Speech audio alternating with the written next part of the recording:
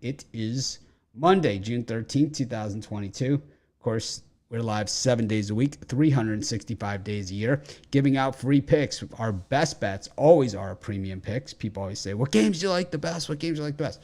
The ones on the website under the premium picks tab. Really not all that difficult, but I don't know, people still struggle with it. Anyways, we saw yesterday Major League Baseball, and I think over the weekend in general, I think the dogs were biting, in a good way, and I think that's healthy for the sport and healthy for betting. We saw a lot of the favorites, get pounded into the dirt, and it was nice to see, and I think just it kind of brings the chalkers back to reality. It's kind of like it's not so easy as just picking all the favorites, and even though some days it just seems in the last couple of years it has almost been that easy. Brian, any thoughts on what we saw take place over the weekend in San Francisco and places like that? I think it was an okay weekend. I'd have to say it was like a 50-50 as far as dogs and favorites go. But I was happy to see the San Francisco Giants sweep out the Dodgers. I love to see the Dodger backers take losses. But you saw the Yankees just crush the Cubs yesterday. The Diamondbacks had a nice plus money win. But then you saw the Toronto Blue Jays beat up on the Tigers. There was some good and some bad yesterday. But the Blue Jays took it on the chin on Saturday as a big favorite. So even with that win yesterday, if you bet the Blue Jays all series, you lost money because of the one loss. We saw some good things. The Marlins, I thought, would show up better yesterday. Ups and downs. And the White Sox, they really choked one away late. They should have had that game with Kopech on the mound. So, I think you lose. Good and bad and the ugly. You lose to Justin Verlander. Not a lot of shame in that. How about you, Chris? Any thoughts? Yeah, no, there were definitely some good spots. It's like, I don't know, how long are you going to give the White Sox before they fire La Russa? That's sort of what I'm trying to figure out, because that was a frustrating series. I think, especially I had the White Sox personally in a couple of those games, but I was impressed with the Marlins. Like you said, I think there's no shame in losing to Justin Verlander, and I think the Cincinnati Reds showed up against the Cardinals in spots, but the Cardinals, I like what I'm seeing from them. I think they're going to be definitely a team to watch in September as well. We've seen teams like the Milwaukee Brewers go into some tailspins here, but still, very relevant in the race. We saw the Angels go into a tailspin. They still have time, and we saw the Phillies, went to a tailspin, then went into have a nice winning run going. I mean, obviously, like Brian said, they lost to the D-backs yesterday, but still, overall, the trend has been up. I believe 8-2 in their last 10, which is kind of, the best run we've seen them on since the end of last season, when they kind of did make a run right before the last few weeks of the season when the wheels fell off the cart once again. But before that, they had made a run and had become, kind of into the race. But the issue here is now that you have the Atlanta Braves ahead of you on an 11-game heater, and then the Mets, who put themselves way out in front. I know it's only June, but man, there's some wood to chop out there in the National League East with the Mets and the Braves running. Especially with the Mets without Scherzer and DeGrom, they're still keeping up this torrid pace. So and with Buck Showalter managing them, he hasn't done so bad. You just still have your Showalter jersey left over from his Orioles days. It's like you trying to up the value for the eBay post. Well, who would you take, Larissa or Showalter? I mean, obviously. I guess I would take La Russa. I would take La Russa over Showalter. Yeah, I guess the overall body of work you have to add in. Yeah, because you have he's got some World Series to him, with him. But it's been pretty solid. And then we also have the NBA Finals Game 5 tonight, and it feels like, I said this in my 7 free picks in just 5 minutes that, it's almost like I feel like we've accomplished something. Like, we're in the 5th game. It's like we're in an even series, best of 3. And of course, this one is in Oakland, and this is about as big as it gets, this game tonight, because, the Celtics haven't lost back-to-back games in these playoffs. And it just so square, right? It's like, the square's just all over the Celtics, tonight, the big public backing, but the line not really giving into it at all. Because, when you look at the, at all of the places where you see that, just a lot of backing on Celtics, and for good reason. Like I said, they haven't lost back-to-back games. They haven't been intimidated on the road. But man, just a smashing following is got to scare you a little bit. I disagree with. I'm sorry, I don't mean to be argumentative on a Monday. No, it's but fine. I mean, to me, at the very least, it's 50-50 backing. I mean, the people, the masses saw the Golden State Warriors go into Boston. Well, let's look at the YouTube comments. Let's look at people are fickle. They remember what they saw in the last game. So to me, they're. But you go by you look at fifth party betting data from sites that we don't even know where it came from, and we look at I get mine from social media. So I just go over to our video for the Celtics against the Warriors, and we can just add up how many picks there are for Celtics and how many are for Warriors, and that's where you can see where public opinion is. It really is that easy. So we'll just go right here. We'll go to the video. And we'll just take a look and we'll count how many here are for Celtics and how many are for Warriors. And this will tell you exactly where public perception is. It is this simple. Maybe we could have Ruffalo break the tie here. Well, there's not really a tie. I think it's just a matter of, this is how it's done. It's not, I'm not making a prediction on the game. I'm just saying this is the public perception. We have 26 comments. So we have one for the over. We have one Golden State. We have a Celtics, Celtics, Celtics, Celtics, Celtics, Celtics, Celtics, Celtics, Celtics. Who did you give out? Warriors, Tatum over, and Warriors. So I would say this. Who'd you give out in the video though? I gave out the under. Under. Yeah, it's a super pick. So I counted 9 for the Celtics, 3 for the Warriors. Yeah, 3 I for just the thought Warriors. people were messing with you because you gave out the. Oh no, not at all. I don't know. Not at all. No, this series from the outset, Boston is the Dodgers and Yankees of the NBA. Golden State's they are a California team. But the Celtics are popular player. The Boston Celtics are the Yankees of the NBA. There's no ifs, ands, or buts about it. When you look at NBA championships, when you look at the historical thing, the Boston Celtics are the Yankees and Dodgers of the NBA. That's what they are. They're the Notre Dame. They're they are that public square team that the public gravitates to. They are that team. And because they have all the championships. And it's easy to get the bandwagon fans and that type of following, that massive following, when you have when you have that number of success that the Celtics have had. I mean, it has been tremendous. They have. I mean. Them and the Lakers are just right there. I mean, the Celtics have been to the finals.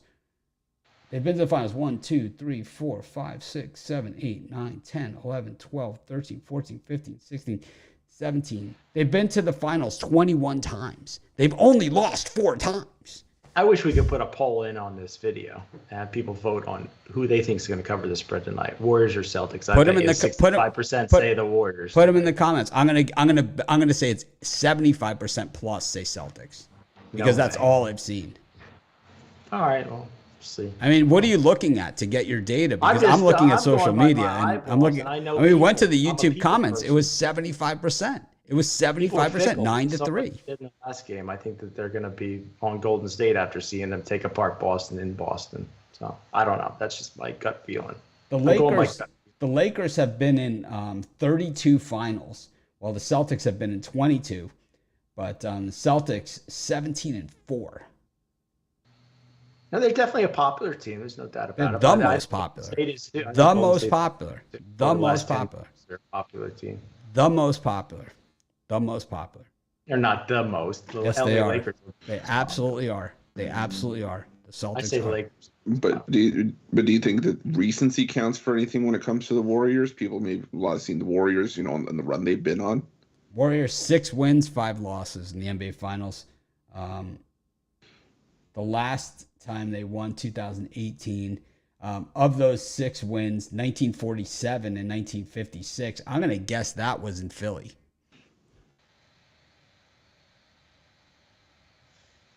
That was probably Wilt Chamberlain teams. And then, that would make sense. Yep, they lost in 48. Of course, those 48 finals. Brian, you were there, weren't you? I was there. I kidding? I played in the 48 finals. I was 10 years out of college. And then they had the 1964 finals, the 67 finals, 2016 they lost. That was to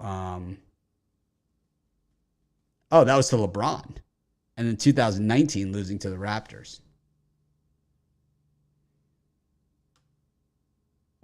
So, I mean, who are the top 3 in jersey sales in the NBA? Usually the popular players and the popular teams. It's probably Jason Tatum, Jaylen Brown. Jason Tatum's probably not even in the top 5 for jerseys. I'm sure Steph is up there. Steph's probably looking number 3 or 2. I didn't look, so I have no clue. Yeah, I'm looking right now, seeing if I can find it. Steph Curry, Kevin Durant, Jason Tatum is 3rd. So it's 1st and 3rd. All right, I was wrong. I thought he wouldn't be in the top 5. Joel Embiid, Giannis, Luka, John Morant, Kyrie. All the same. James Harden, LeBron. All right, I'll put a poll in this video and we'll let the people decide who's People are deciding. They're all saying Celtics. Bullshit. Yes, they are. And they're saying Jaylen Brown for MVP. I'm going to go back and I'm going to count it up officially later. Mitch, you and Brian both don't know basketball.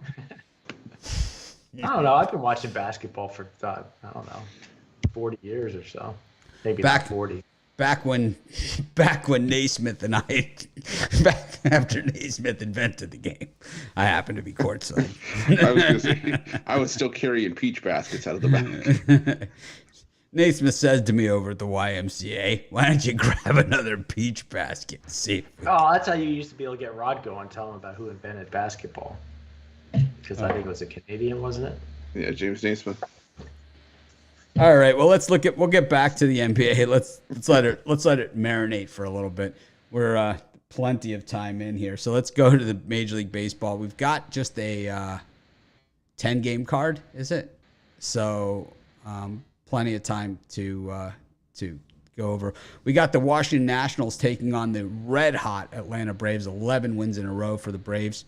We've got Aaron Nola and Sandy Alcantara in the city of brotherly love. The Phillies licking their wounds after that loss to the Diamondbacks. 9-1 in their last 10. Marlins 7-3 in their last 10. Yikes. And speaking of Alek Manoah, minus 290 against the Orioles. Minus 320 now on my book. Yikes. You got to lay what, 3.5 to get positive odds on something like that? Let's go play the money line. I was seeing plus 2.5 or minus 2.5 at plus 115. Too good to be true. Too good to be true. Brian, what do you think of these? For me, let me see. Number 1 play, I'm going to take the Baltimore Orioles plus 1.5 here. I do love Manoah. This line's way too high. I think the Orioles can be competitive in this game and keep it within a run. Baltimore surprised me yesterday. I had the Royals, but they showed up and got the W. Atlanta Braves, Washington Nationals. To me, I'm going to take the over 10. I do see a good game coming from Josiah Gray, but I think both pitchers, Gray and Anderson, should give up their share of runs here. Total's high for a reason. I'll take the over 10. Yeah, I'm going to go with the over in that Braves-Nationals game. The Nationals really couldn't believe it. They poured on the offense in the weekend series against Milwaukee, and I think they could have some success, but there's no ignoring how well the Braves are playing right now, and I think that they can tee off on Josiah Gray. So I like the over. I think we got into double digits in that one. I like the under in that Marlins-Phillies matchup. That's just a pitcher's duel all day, and how we have a total at 7.5, I have no idea. I thought that would have been closer to 6.5. So give me the under 7.5 in that one. And I'm going to go with the Blue Jays team total over. I might try to stretch it out here to over 6.5 at plus 205. Kyle Bradish just giving up a ton of hard contact this year. 12% barrel percentage, so guys are teeing off on him, and that's not good against the Blue Jays team that can rake on any given night. So Give me the Blue Jays team total over 6.5 in this one. Thank you for the super chat, Mark. I like the Nationals here on the reverse run line against the Braves. Ian Anderson, not very good. I think this is one of those weird games that the line tells you everything you need to know. The Nationals just plus 130 at home here against the Braves, who are, on an 11-game winning streak. So you would think that the Braves would be minus 185 in a spot like this. But, yeah, I'm going to take the Nationals on the reverse run line. I like the Marlins on a punt here against the Phillies. Certainly not a premium play for me. And then I would take a shot with the Orioles just on spite alone against the Blue Jays in that big price. Though I'm sure Al Ninos is thinking -1 in that spot. -2 maybe. Chris, what are you selling today? For me, I got my back to the well with my $15 pickoff play. The Reds and Cardinals got me yesterday, but it's fine. It's a new week.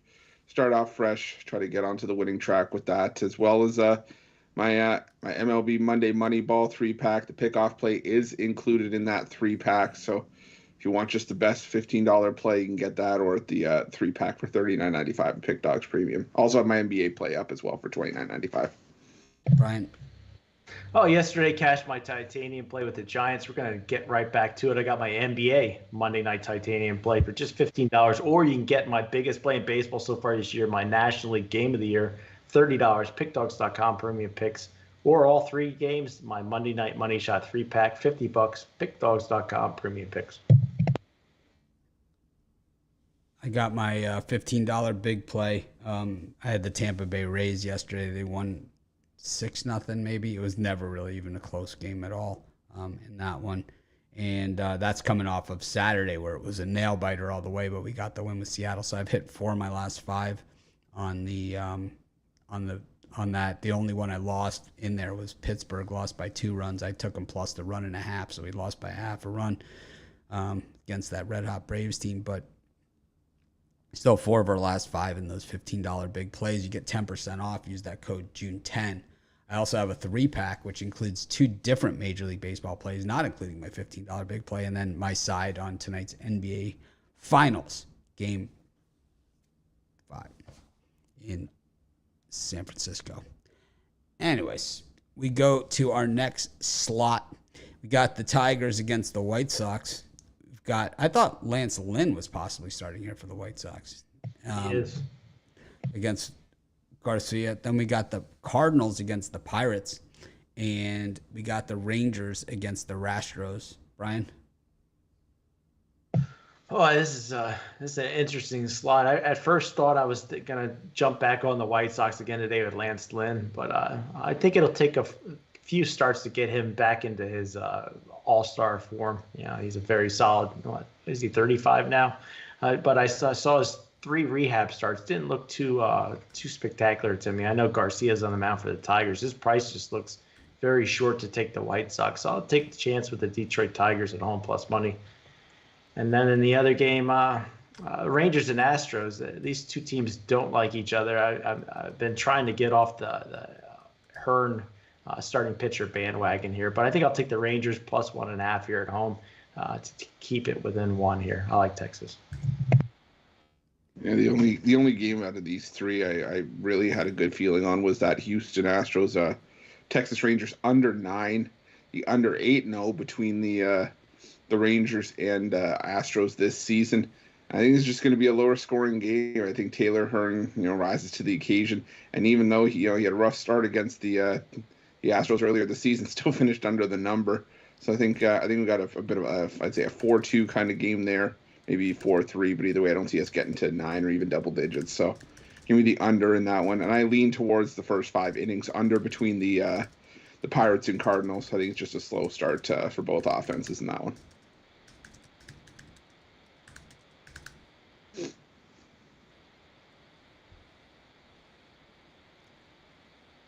I like the White Sox against the Tigers. I'm just going to continue to ride this sinking ship as a fan and as a bettor. Might as well take it both ways. Might as well enjoy the suffering. It makes that winning so much sweeter later on down the road. Then I'm going to take the Texas Rangers plus the 1.5 here against the Astros. Not sure I need it, to be honest with you. And yeah, I think the Cardinals Pirates is a good place to take a straight Ruffalo on that one. We go to our last 4 games. Justin Man of Steel up against Garbage up at Wrigley Field. Cubs taking on the Padres. Looks almost too easy. Diamondbacks up against the Reds. Mike Minor. I think he's been working out. I think he might be lifting, getting ready for this one. Pumping some steel, pushing some iron. What do you call it? Pumping iron, pushing steel, whatever it's called. He's getting buff. He's doing it. He's doing that thing. We got Chris Archer and Chris Flexen in a battle of Chris's at Seattle. And then we've got the Giants taking on the Royals, the haves versus the have-nots. Giants, a little bit of a letdown spot, right? Because they played the Dodgers, now playing against like one of the worst teams who's 8-18 on the road. Sounds like Ruffalo's road record. Ruffalo, what do you like in these 4? You're not wrong, but I do like the Padres there. I think it may look too easy, but sometimes it's just a bad line that we could take advantage of. I think it's just a bit of a discount considering Darvish has struggled on the road this season, but yeah, I don't see them having too many issues with the Cubs team that has a hard time winning at home. So give me the Padres there. I'm gonna go with the Arizona Diamondbacks. I think Mike Minor will be going with his namesake in a little bit. I think he might end up back in the minors if he keeps pitching the way he has. But I think we'll have to see how he does getting out of Great American Ballpark. I still think Merrill Kelly's the better starter here, though, and I think the Diamondbacks can pick up some steam after yesterday's win. So give me the Diamondbacks there. And I like the Kansas City Royals. I do. I like them plus money here. I think exactly what you said. I think it's a bit of a letdown spot. San Fran coming off of that sweep of the Dodgers, and Brady Singer. He hasn't been great since coming back off of the injured list, but he could be just good enough. Alex Wood's been no prize pig this season, so give me the Royals some plus money.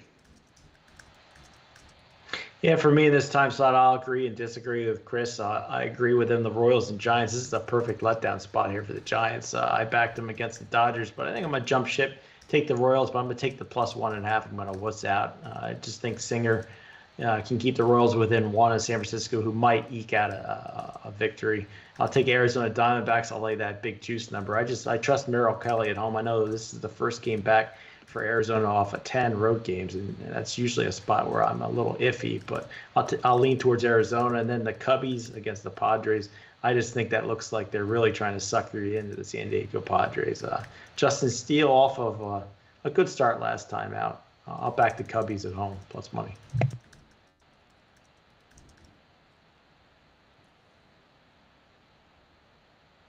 I like the Mariners against the Twins, and I like I'm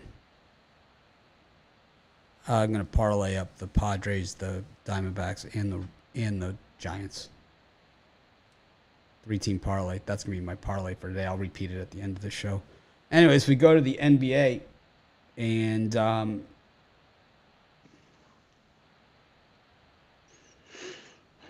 we go to the NBA, and we've got Game 5 with the Warriors taking on the Celtics.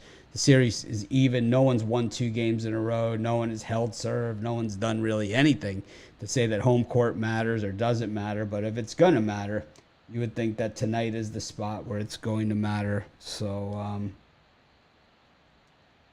Chris, what are you thinking in tonight's game? Yeah, it's definitely going to be, I'd say, all the chips in the middle of the table, because this is going to be a massive game. But I think that the best play for me, the best free play for me, is to go with something that's hitting every game so far, and that's the Warriors on the money line in the third quarter. I said it last time, the Warriors are just a solid adjustment team under Steve Kerr, whether they're up at the half or whether they need to make adjustments to really rally. The Warriors 4-0 in the third quarter so far in this series, and we got plus money last time. Not getting it tonight, but still minus 144, not a bad price for a 4-0 trend so far in this series. So give me the Warriors on the money line in the third quarter. That did not hit last time. Did not hit last game. They won 30-24 in the third quarter. In Game 5? In Game 4? I don't think so. Yeah. No, I don't think so. Yeah, it's 30-24. I don't think Golden so. State. I don't. I'm looking at it right here. I don't think so. All right. For me in this game, I think the under is a premium level play here. I mean, you got two teams that play excellent defense. Warriors in their, I think the Warriors in their two wins shut down Boston. I think the Celtics, they need this game. Well, of course they need this game. It's a playoff game. But to me, I just think this number is a little bit too high. First team to 100 wins it, and at 211, 211 and a half here should be a nice, easy coast cover.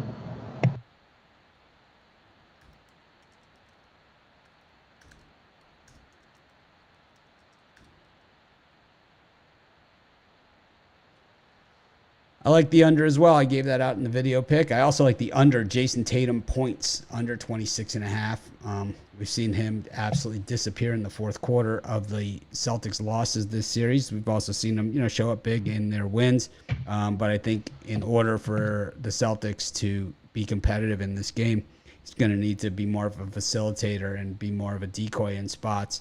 I think that in other spots, he's going to have to take those shots where he's been passing it out to Al Horford for the three, as Jovan talked about yesterday.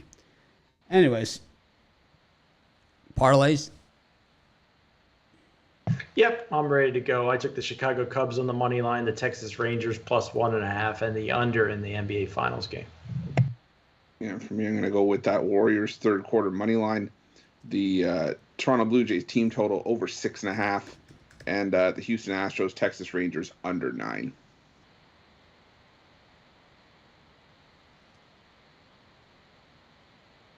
I like the Padres, Diamondbacks, and Giants. This is Mitch. Thanks for joining me. Thanks for joining us. Make it a winning day. We appreciate each and every one of you. We're going to have the VIP show combo with the premium immediately following this show. We'll each be giving out a premium pick for tonight, as well as another best bet, at least one that we're betting. It is the best value in sports handicapping anywhere. Anyways, let's make it a winning day. We will see you guys tomorrow. We appreciate each and every one of you.